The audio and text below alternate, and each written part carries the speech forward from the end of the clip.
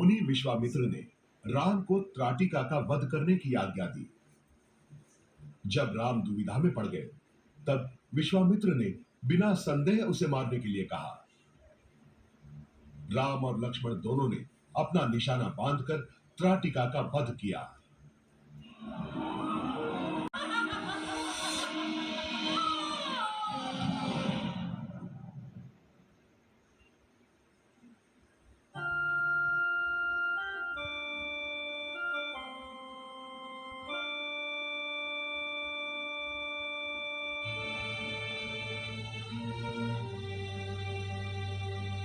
विश्वामित्र ने दोनों राजकुमारों को धनुर्वेद की शिक्षा दी और दोनों को शक्तिशाली शस्त्र तथा अस्त्र का ज्ञान दिया।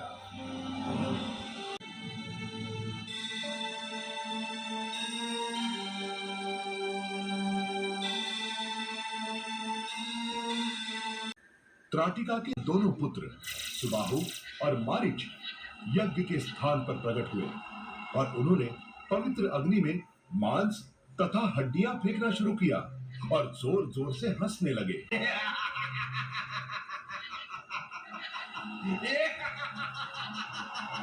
सुबाहु, वो बालक हमारी फेंकी हुई हड्डियां यज्ञ में गिरने से रोक रहा है।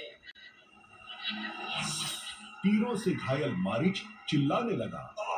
सुबाहु, मैं घायल हो गया हूँ। इससे पहले कि वो मुझे मार डाले, मैं भाग जाता हूँ।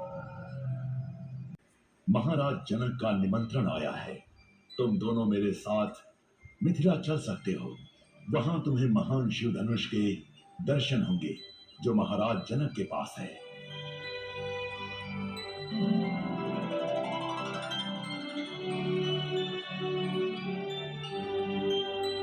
राम और लक्ष्मण दोनों विश्वामित्र के साथ मिथिला की ओर चल पड़े।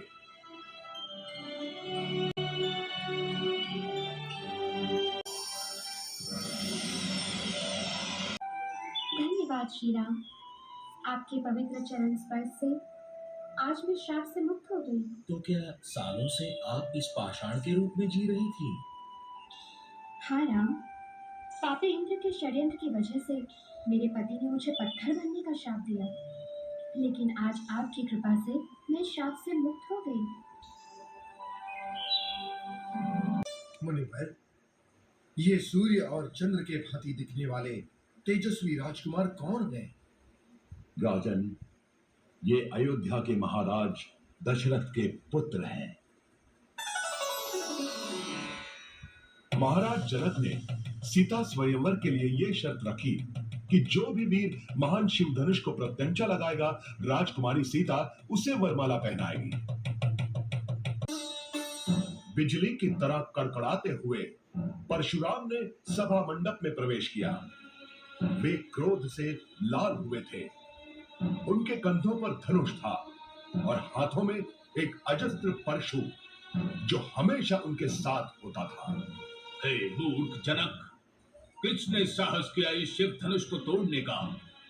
बताओ मुझे, अन्यथा तुम्हारे राज्य को तुम्हारे आंखों के सामने राख कर दूंगा।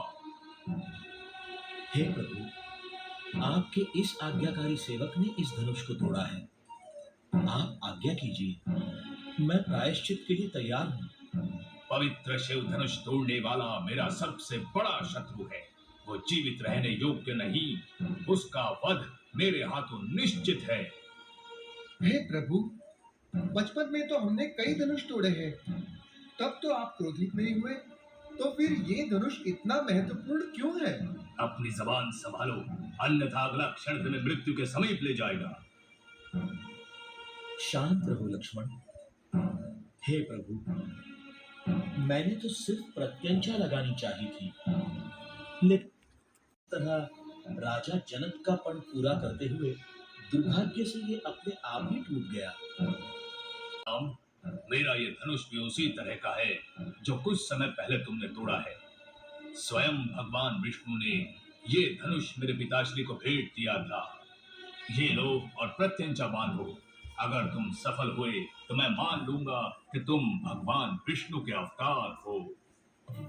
हे प्रभु, इस अज्ञानी को क्षमा कर देना। आप भगवान विष्णु के अलावा कोई और हो ही नहीं सकते। महाराज जनक और उनके भाई कुशध्वज की कन्याओं का विवाह राजा दशरथ के पुत्रों से संपन्न हुआ। राम का सीता से, लक्ष्मण का उर्मिला से, भरत का मंदोदरी से और शत्रुघ्न का श्रुतकीर्ति से।